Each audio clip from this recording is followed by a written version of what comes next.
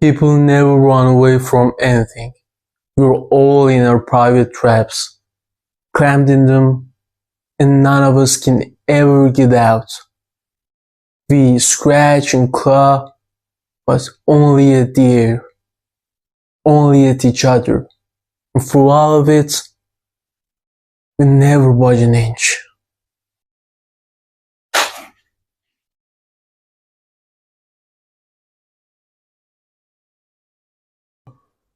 This story begins with the introduction of two lovers, Sam and Marion.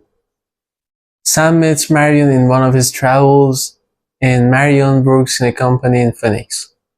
The reason that they can't be together is the financial problem.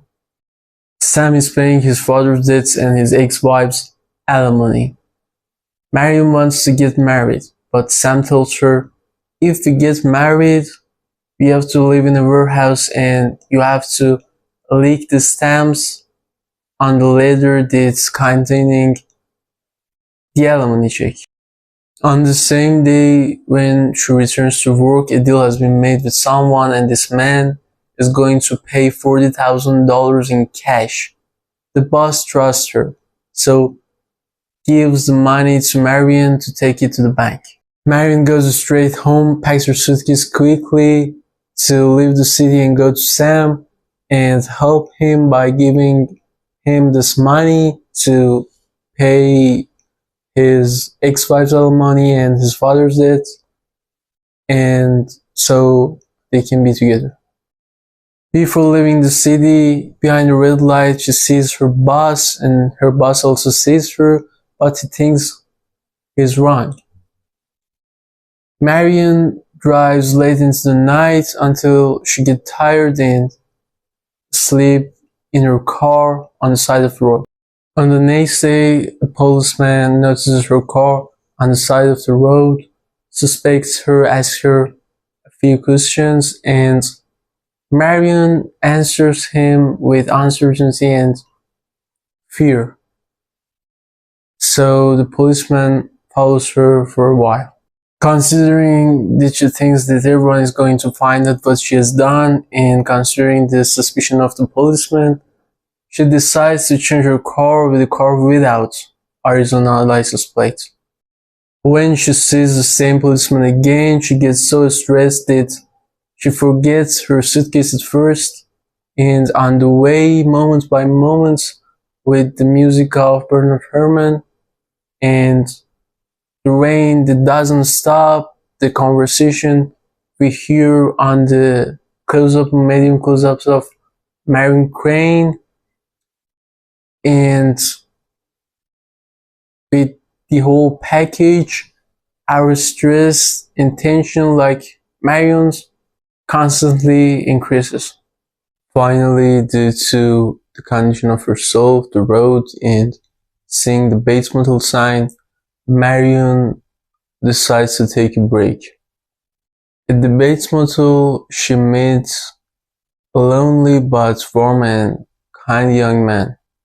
The conversation during the dinner tells a lot about both characters. We encounter two characters who, like other people, are stuck in self-made personal traps, but with two different points of view. One of them thinks that no matter what he does, he cannot get out of this situation. All of his efforts, if he tries, are useless and empty, like grasping the air. So when he can't get out of this situation, he traps a bunch of other people and creatures in this situation with him, which I will fully explain in the analysis of the character of Norman Bates. On the other hand, Marion has an existentialist point of view and says that we throw ourselves into these traps, and we ourselves are responsible for escaping from them. What Marion is doing is exactly escaping from one of the traps. We have the opposition of these two ways of thinking. Norman Bates can't change other people's points of view, so he imposes his points of view on other people with the imaginary character he he made of his mother. In Marion Crane's case, by killing her, by not allowing her to continue escaping from the trap she was in or come back to fix it. And about Marion, you cannot say for sure whether she wanted to return or continue to run away, because what people say often doesn't match what they do. Calculating the money she spent and how much she lived can interpret it as a reason both for her return and her continued escape. Norman says about his mother that she is as harmless as one of those stuffed birds. He compares his mother with stuffed birds, and the fact is that he doesn't care who or what gets caught in this trap with him, as long as he is not alone. He probably wanted to use Marion to make his collection of dead stuffed birds more beautiful and complete.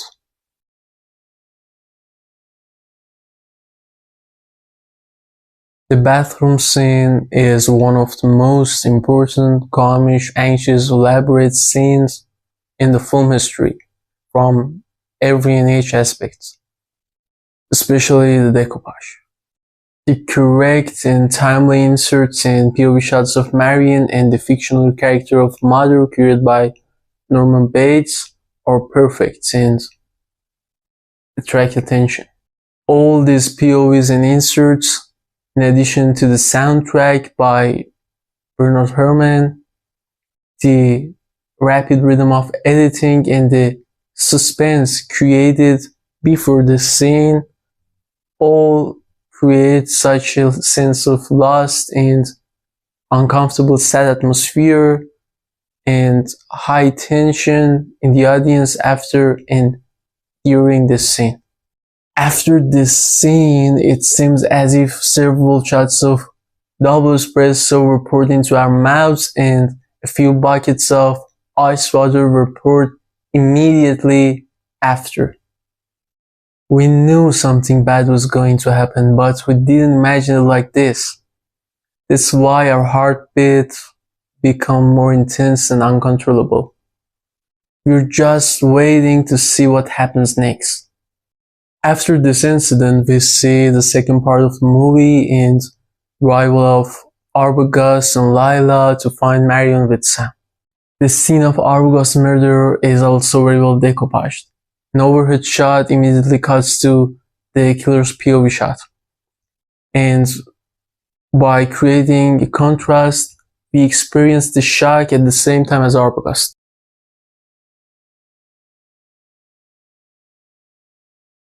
You probably noticed that Norman commits murder in woman's clothes, wig, and makeup of the mother character he created for himself, and then returns as Norman and killing up the murder scene. Here we can understand what he meant by doing some work and cleaning for my mother in the conversation with Marion. Because of what he's done, Norman undergoes several stages of personality change and various mental disorders. At first, he kills his mother and her lover because of jealousy and Oedipus complex, and then his mind cannot cope with killing of his mother and he has a mental breakdown. On the other hand, he cannot bear the sadness of his mother's constant absence throughout his life. And people who can't replace something or someone with their lost object or subject suffer from melancholia. So Norman doesn't bury his mother and his mind forces him to have a conversation with his mother's corpse. From one point onward, with the addition of more details from appearance characteristics such as wig, makeup, and woman's clothes to internal characteristics such as jealousy of Norman, when a young lady like Marion takes a room in the motel, he gradually creates the imaginary character of his mother. by continuing the conversations and becoming this character and living with this character side by side of his own character, finally causes schizophrenia in Norman. This is when he no longer has the power to choose when to be Norman or his mother's imaginary character, when to be the dominant character, and what the dominant character wants to do. His schizophrenia causes one of his characters to commit murder and another character to clean up the murder of the previous character.